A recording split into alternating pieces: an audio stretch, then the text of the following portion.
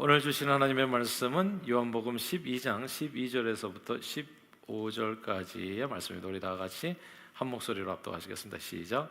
그 이튿날에는 명절에 온 큰 무리가 예수께서 예루살렘으로 오신다는 것을 듣고 종려나무 가지를 가지고 맞으러 나가 외치되 호산나 찬송하리로다. 주의 이름으로 오시는 이 곧 이스라엘의 왕이시여 하더라. 예수는 한 어린 나귀를 보고 타시니 이는 기록된 바 시온 따라 두려워하지 말라 보라 너의 왕이 나귀 새끼를 타고 오신다 함과 같더라. 아멘. 하나님 아버지, 오늘은 왕을 태운 어린 나귀라는 제목으로 말씀을 나눕니다. 성령 하나님께서 이 말씀을 통해서 우리 심령에 포근해 주셔서 어린 나귀 같은 인생들을 불쌍히 여겨 왕 되신 예수님을 모시고 영원 천국을 향해 나가게 해주신 그 은혜에 감사드리며 천국에 들어갈 때까지 예수님과 언제나 동행하며 주의 복음의 일꾼으로 신실하게 쓰임받는 저희 모두가 되도록 축복해 주옵소서. 예수 그리스도 이름으로 간절히 기도합니다. 아멘. 40년 전쯤엔 그 아들 셋을 둔 어머니가 이 아이들을 데리고 세 아들들을 데리고 이제 이렇게 외출을 하면 한결같은 반응이 밥 안 먹어도 배부르시겠어요. 어디를 가든지 그렇게 부러워하는 사람들이 참 많았습니다. 그런데 언제부터인가 그 부러움이 크게 달라져서 이제는 시골 할머니들마저 아이고 어쩌다가 아들만 셋을 노후에 쓸쓸해서 어쩌면 좋아요. 그렇게 동정한다고 하죠. 제가 참고로 아들만 둘입니다. 언제는 아들만 그렇게 아들만 찾았는데 지금은 아들이 필요하다고 말하는 주부는 10명 중에 1명뿐이라고 해요. 어떤 어머니는 장가간 아들과 이제 집안일을 좀 상의하다가 색시에게 물어봐야 된다라는 아들이 말해 장가간 아들은 아무짝에도 쓸모가 없구나. 옛사랑의 희미한 그림자다라는 사실을 절감했다고 하셔서 딸은 살갑기는 한데 아들은 소용없다는 생각, 이런 말을 들으면 저절로 들게 된다는 겁니다. 그래서 아들은 낳을 땐 내 아들 1촌이지만 대학 가면 4촌이 되고 군에서 제대하면 8촌, 장가 가면 사단후에 8촌, 애 낳으면 동포가 되고 해외로 이민 가면 해외 동포가 된다고 하죠. 또 잘난 아들은 국가의 아들, 그리고 돈 잘 버는 아들은 사돈의 아들, 그리고 못난 아들만 내 아들이라는 말도 있습니다. 정말 못난 아들만 내 아들이 되기도 합니다.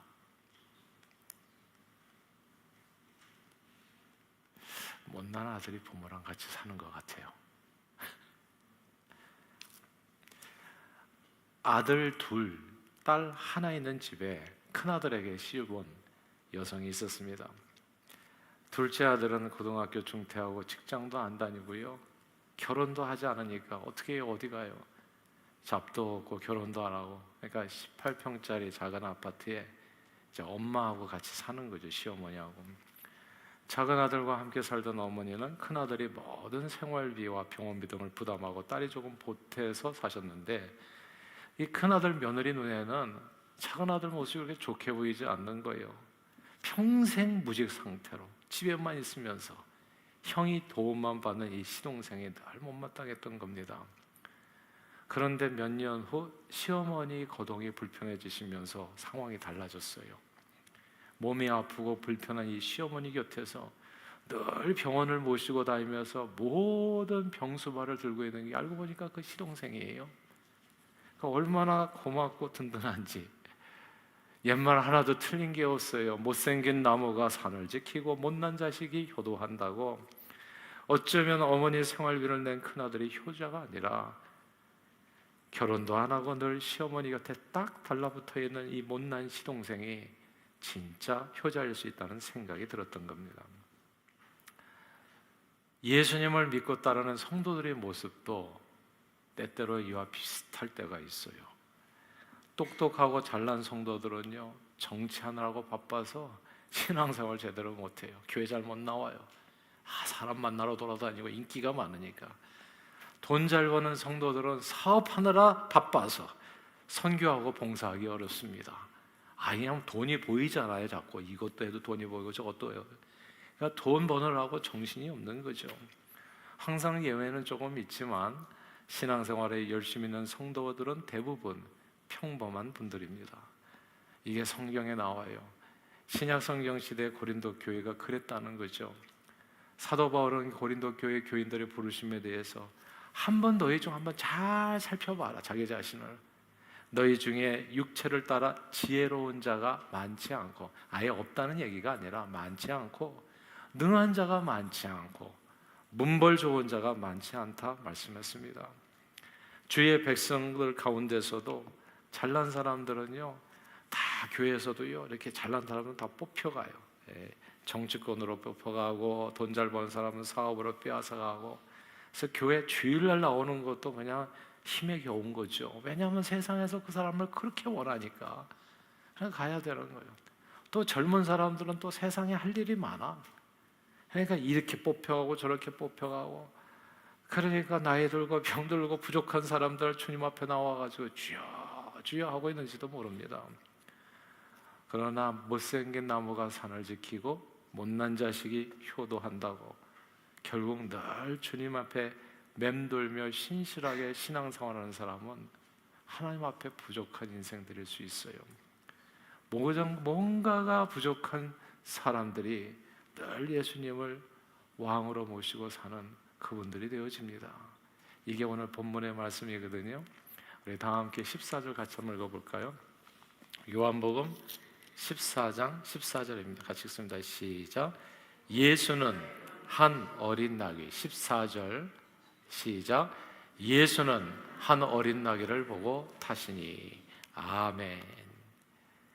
여기서 예수님께서 고르신 짐승이 어린 나귀였다는 사실을 우리는 주목해야 됩니다. 예수님은 말이나 노새가 아니라 나귀를 타시고 예루살렘 성에 입성하셨습니다. 궁금하잖아요. 왜 예수님께서는 말이나 노새를 타지 아니하시고 나귀를 타셨을까? 그것도 어른 나귀가 아니라 왜 어린 나귀를 타시고 예루살렘에 입성하셨을까?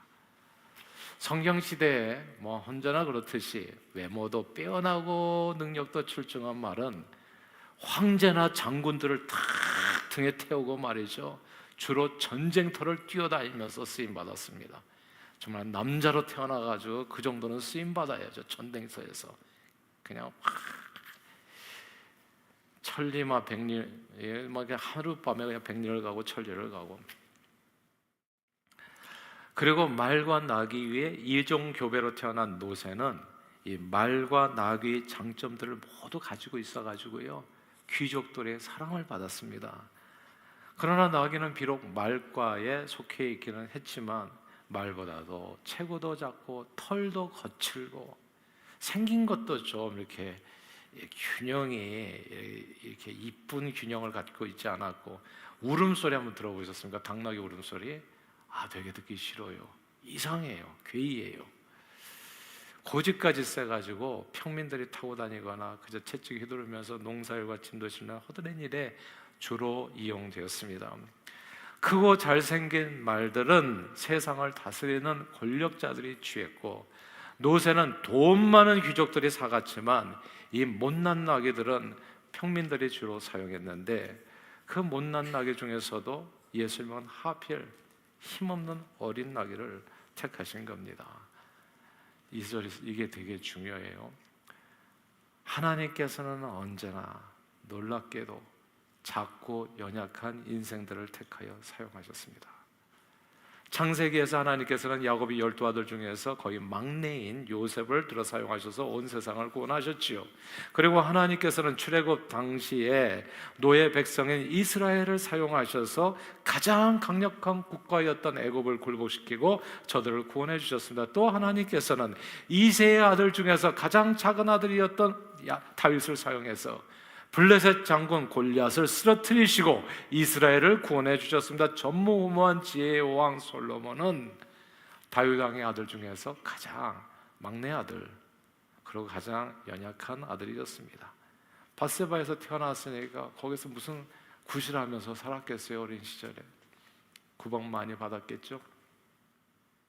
신약 성경 시대 예수님의 12제자들은 육체를 따라 지혜롭거나 그리고 재능이 많거나 문벌이 좋은 사람들이 아니었습니다. 하나님께서는 언제나 어린 나귀처럼 작고 연약한 인생들을 택하여 주님의 나라를 이 땅에 이루는 일에 사용하셨습니다. 그러므로 성경은 하나님께서 세상의 미련한 것들을 택하사 지혜 있는 자들을 부끄럽게 하시며 세상의 약한 것들을 택하사 강한 것들을 부끄럽게 하려 하시며 세상의 천한 것들과 멸시받는 것들과 없는 것들을 택하사 있는 것들을 폐하려 하신다고 말씀했습니다. 그러나 우리는 잘난 사람, 부유한 사람, 그리고 몸도 건강해서 무엇 하나 부족함이 없는 사람들은 예수님을 잘 따르지 못한다는 사실도 주목해야 됩니다. 뭐 이렇게만 말하면 좀 언페어하잖아요. 하나님은 그러면 잘난 사람, 나 같은 사람, 나같이 잘난 사람은 선택하지 않는가? 이렇게 오해할 수도 있잖아요. 근데 하나님께서 무슨 차별을 두시겠어요? 사실은 다 부르는 거죠. 근데 하나님이 아니라 잘난 사람도 하나님을 선택하지 않는다는 거예요. 하나님의 아들 예수님께서 이 땅에 오셨을 때 놀랍게도 누구보다도 예수님을 먼저 알아보고 영접했어야 될 잘난 사람들, 바리새인들, 서기관들, 대제사장들, 장로들, 부자들, 왕족들은 예수님을 뜻밖에도 몰라봅니다. 그리고 알아봐도요, 잘 따르지를 못해요.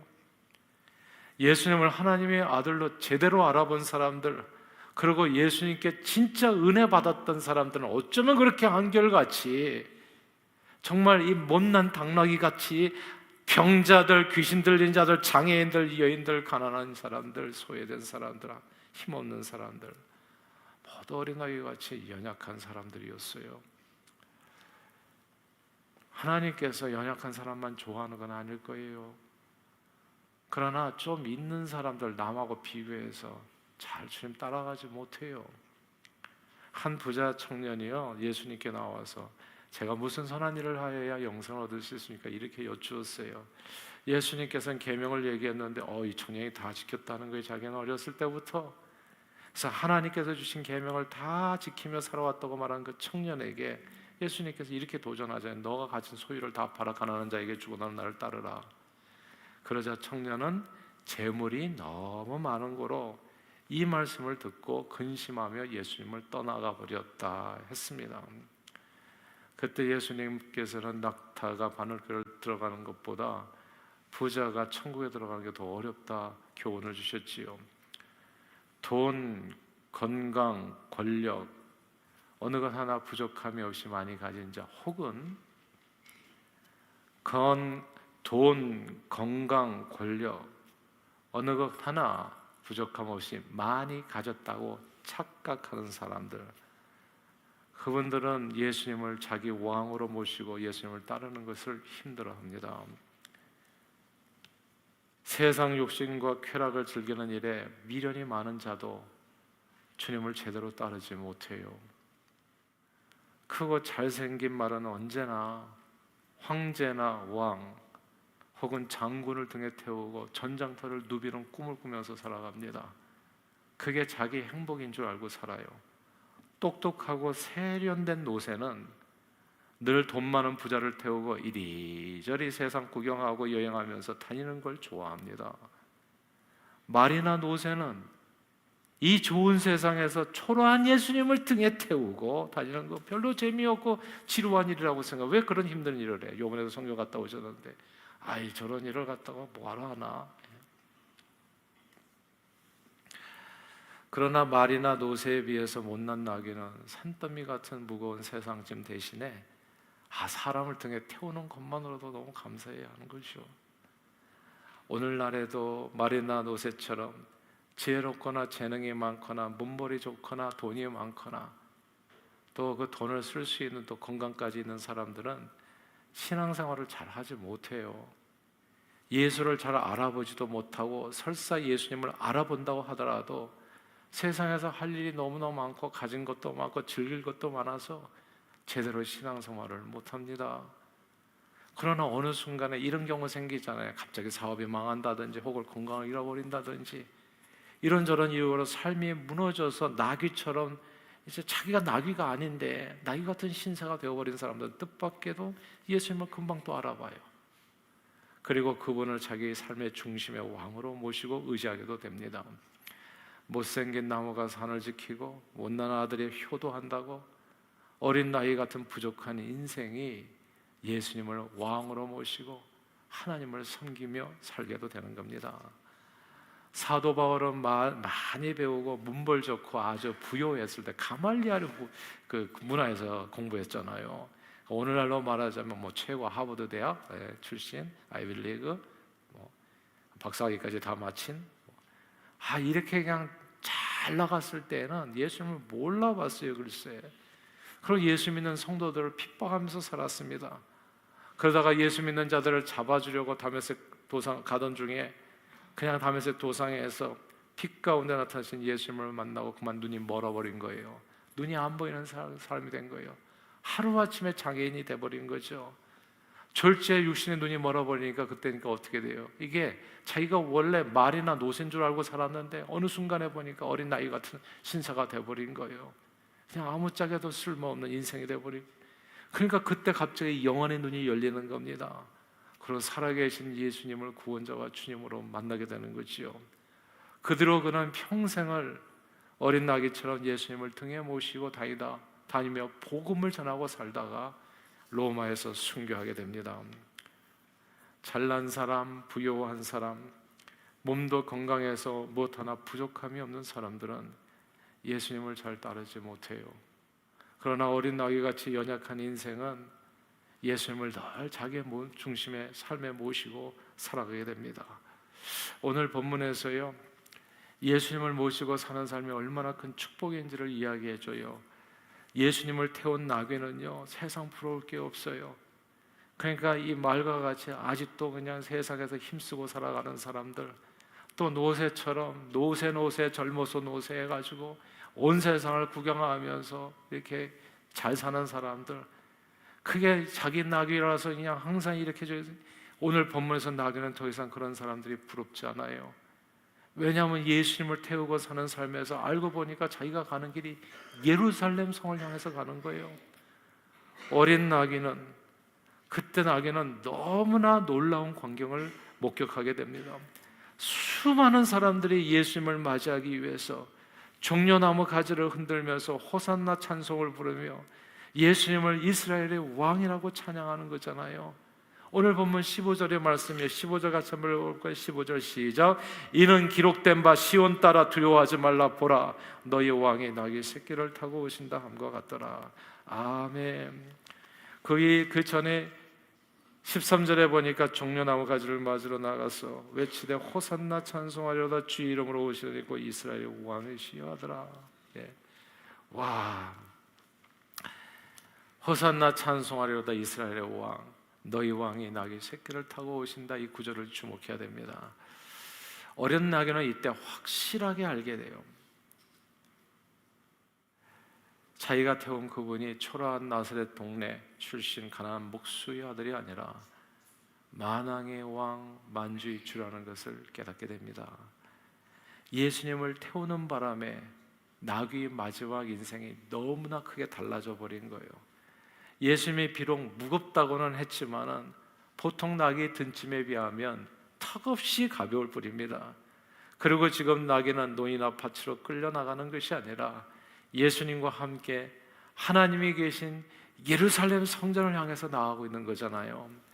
세상 사람들이 눈에 볼 때는 십자가의 도는 미련한 것이요, 예수 신앙은 겨자씨 한 알처럼 매우 보잘것없이 보일지 모르지만 구원을 얻는 저와 여러분들에게는 놀라운 하나님의 축복이요, 하나님의 능력인 것을 믿습니다. 그러나 나귀는 호산나 찬양하는 사람들이 자기를 보고 찬양하고 이렇게 환호하는 것이 아니라는 사실은 꼭 좀 기억할 필요가 있지요. 나귀의 인생에 존귀하게 대접받은 까닭은 그가 태운 주님 때문이지 어린 나귀 자신 때문은 분명히 아닙니다. 예수님을 등에 태우지 않은 어린 나귀는 다른 나귀들처럼 하찮은 존재일 뿐입니다. 예수님이 없는 인생은 어떻게 살든지 아무 의미가 없어요. 말이든지 노새든지 무슨 의미가 있겠습니까?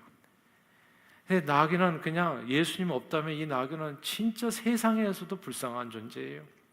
평생 먹고 살기 위해서 짐이나 끌고 다니고 허드렛 일하면서 살다가 일터를 전전하다가 죽을 팔자, 그게 나귀의 일생이잖아요.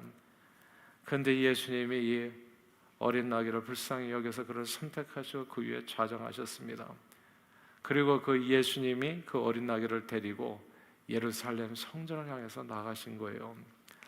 사랑하는 여러분, 예수님께서 저와 여러분들을 선택해 주시고 그 선택해 주심에 감사하는 마음으로 예수님을 내 마음의 구원자와 주님으로 영접하면 예수님은 우리 심령에 좌정하십니다. 그리고 우리와 함께 하시는 그 예수님이 우리 인생을 인도하기 시작해요. 어디로?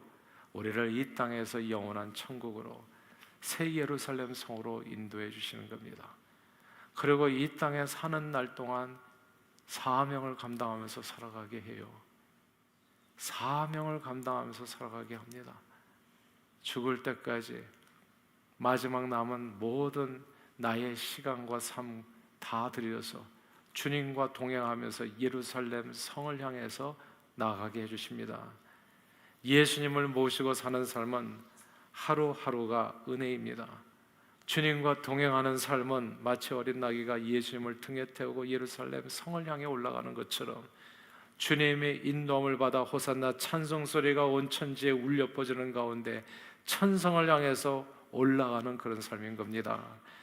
그러나 예수 안에 거하는 우리가 절대 잊지 말아야 될 한 가지 사실, 내 자신의 힘과 재능과 소유로 내가 지금 천국을 향해 가고 있다는 것이 아니라는 점입니다.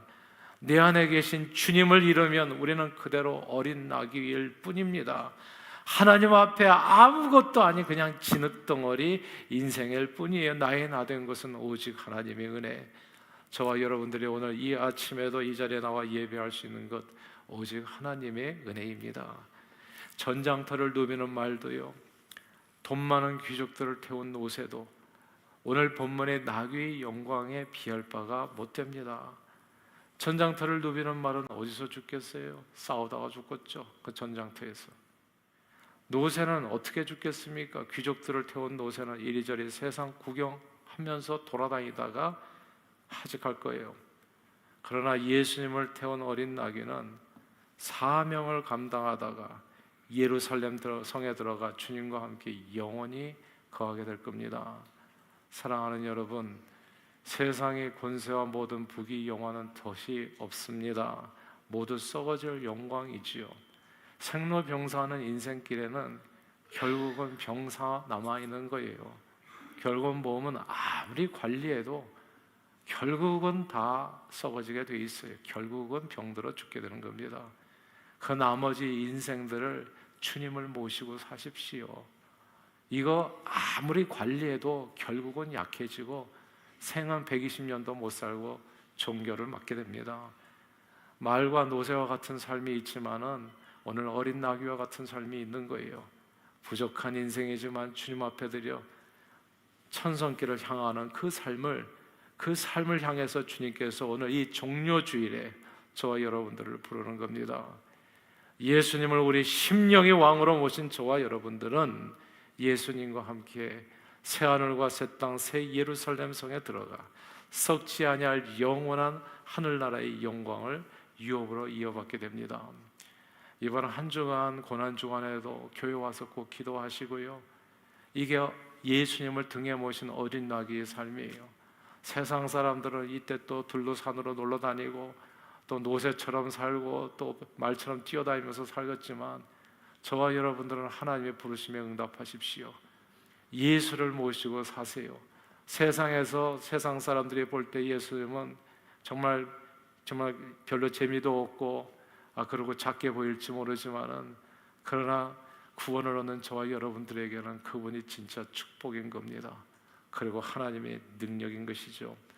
그러므로 어린 나귀와 같은 이 부족한 인생을 택하여 예수님을 우리 심령의 구원자와 주님으로 영접하게 하시어 하나님의 자녀된 놀라운 권세를 주신 하나님께 감사와 찬양과 영광을 돌리며 천국에 들어갈 때까지 예수님을 우리 중심의 왕으로 모시고 그분과 늘 동행하며 복음의 일꾼으로 신실하게 쓰임받아 이 땅에서도 범사에 예수 이름으로 승리하시고 천국 영생의 축복을 온전히 누리는 저와 여러분들이 다 되시기를 주 이름으로 축원합니다. 기도하겠습니다. 하나님 아버지, 세상에 잘나고 똑똑한 인생들이 많은데 어린 나이 같은 저희를 선택하여 예수님을 우리 마음의 구원자 주님으로 모시게 하시고 오늘 이 아침에도 하나님 앞에 나와서 예배하게 해주심을 감사드립니다. 늘 연약하고 부족한 인생들을 돌아보신 하나님께 감사하는 마음으로 남은 인생 예수님을 우리 중심에 모시고 주님이 인도하는 대로 많은 영혼을 구원할 생명의 복음을 전하며 천성을 향해 달려가는 저희 모두가 되도록 축복해 주옵소서. 예수 그리스도 이름으로 기도합니다. 아멘. 오늘 주신 하나님